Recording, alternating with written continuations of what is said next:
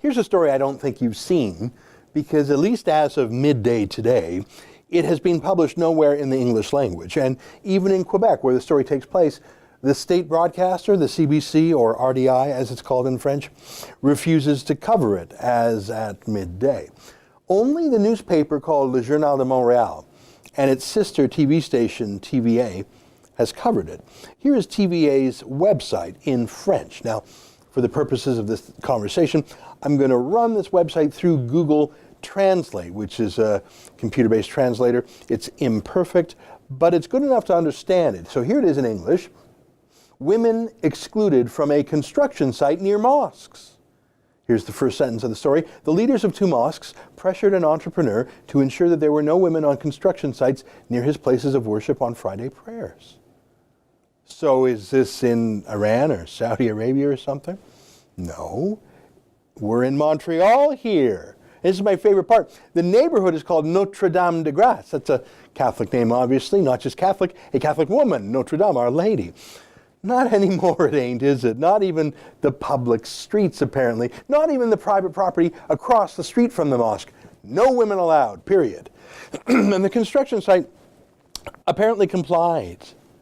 Now, you might think that there might not be that many women doing construction in Montreal in the winter, right? Well, here's what TVA says. The measure targets 5 women, 4 signalers and 1 engineer who had to be reassigned elsewhere. I love that phrase. They had to be reassigned elsewhere. I mean, they had to, because the guys in the mosque said so. So you got to do it.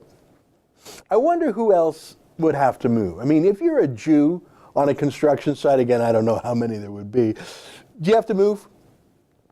Maybe if you look really Jewish, like you're wearing a yarmulke on your head.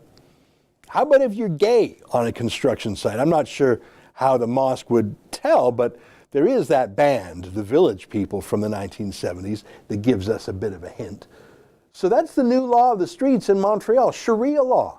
None of this Charter of Rights BS. None of this feminist BS. Montreal may have a new woman mayor and a feminist male prime minister, but not in this neighborhood. Hey, let me show you a quick clip from TVA's video report. They went into the mosque, and I give them credit. They sent in a female reporter who did not cover her hair. No hijabs for her. Kathleen Wynne and Rachel Notley, 2 so-called feminist premiers, they love putting on hijabs when talking about Islam, but not the TVA reporter. Perfect. And look at this 20-second interaction. So from my mosque, I want to clear. Don't talk with me too much. Clear. Est-ce que ça vous dérange? 1 minute. Est-ce que ça vous dérange que je sois 1 une femme minute. et que je vienne vous poser des questions? No, I'm not doing anything against you. What a belligerent little tyrant. In front of my mosque, I want it clear, he said. I don't think he said clear. I think he meant to say clear. I listened to it a few times. He wants the area clear of women.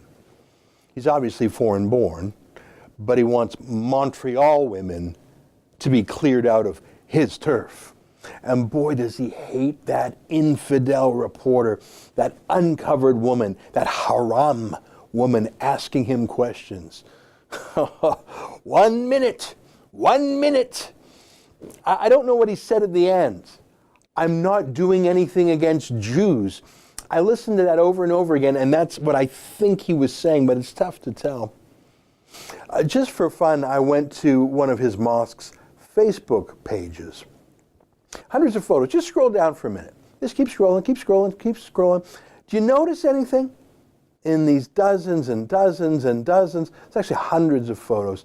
I'll tell you what, there's not a single woman in the photos. I looked at hundreds.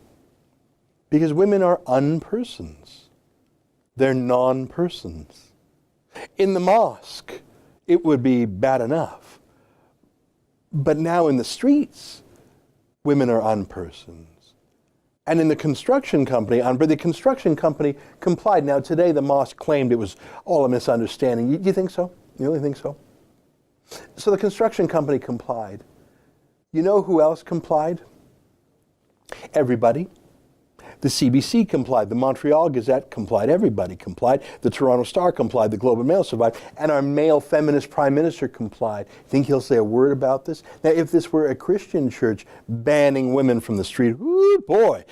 But it's not. It's a radical mosque sweeping the streets clear of dirty, infidel women. Just another day in Justin Trudeau's Canada. That's an excerpt from my daily TV show, The Ezra Levant Show. Normally it's behind a paywall, but I thought you'd like this video, so we put it on YouTube.